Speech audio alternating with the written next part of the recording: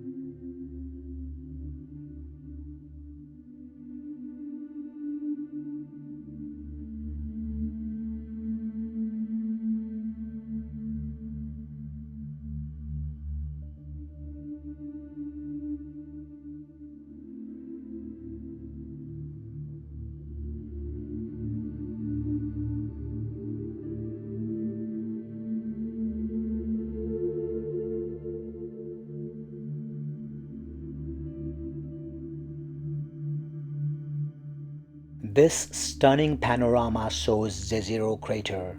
The diversity of rock types along the rim of Jezero crater offers a wide glimpse of Martian history. Perseverance rover is currently exploring a veritable Martian cornucopia full of intriguing rocky outcrops on the rim of the crater.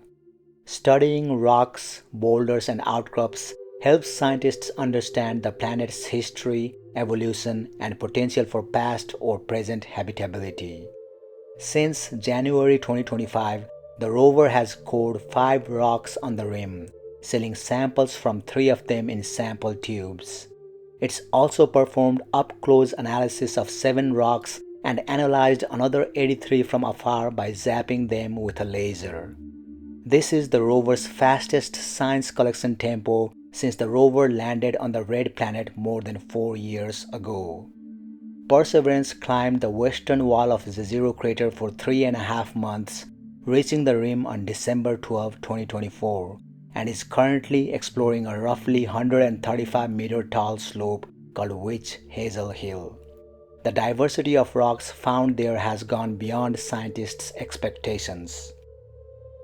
During previous science campaigns in Jezero, it could take several months to find a rock that was significantly different from the last rock sampled and scientifically unique enough for sampling. But up here on the crater rim, there are new and intriguing rocks everywhere the rover turns. That's because Jezero crater's western rim contains tons of fragmented, once molten rocks that were knocked out of their subterranean home billions of years ago by one or more meteor impacts, including possibly the one that produced the Jezero crater. Perseverance is finding these formerly underground boulders juxtaposed with well-preserved layered rocks that were born billions of years ago on what would become the crater's rim. And just a short drive away is a boulder showing signs that it was modified by water nestled beside one that saw little water in its past. Perseverance collected its first crater rim rock sample on January 28. The rock it came from most likely formed at least 3.9 billion years ago during Mars's earliest geologic period, the Noachian, and it may have been broken up and recrystallized during an ancient meteor impact. About 110 meters away from that sampling site is an outcrop that caught the science team's eye because it contains igneous minerals crystallized from magma deep in the Martian crust. Igneous rocks can form deep underground from magma or from volcanic activity at the surface, and they are excellent record keepers, particularly because mineral crystals within them preserve details about the precise moment they formed. But after 2 coring attempts on February 4th and February 8th fizzled due to the rock being so crumbly, the rover drove about 160 meters northwest to another scientifically intriguing rock. Data from the rover's instruments indicates that that rock is made almost entirely of serpentine minerals, which form when large amounts of water react with iron and magnesium-bearing minerals in igneous rock. During this process called serpentinization, the rock's original structure and mineralogy change, often causing it to expand and fracture. Byproducts of the process sometimes include hydrogen gas, which can lead to the generation of methane in the presence of carbon dioxide. On Earth, such rocks can support microbial communities.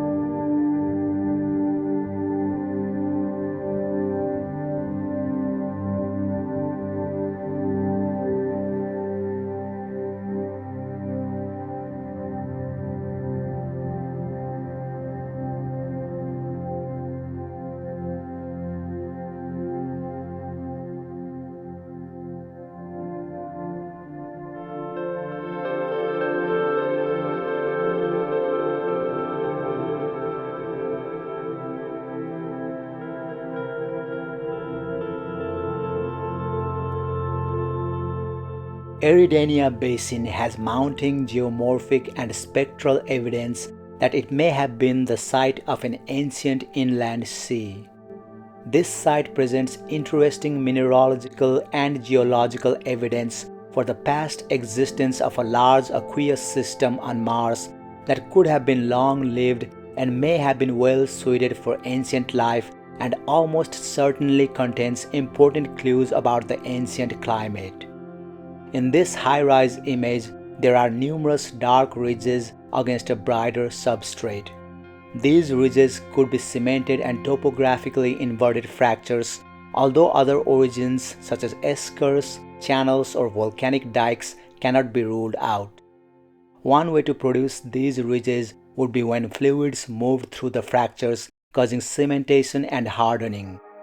Later, erosion removed the softer rocks surrounding the fractures, while the more resistant cemented materials within the fractures were left standing higher, thus appearing inverted.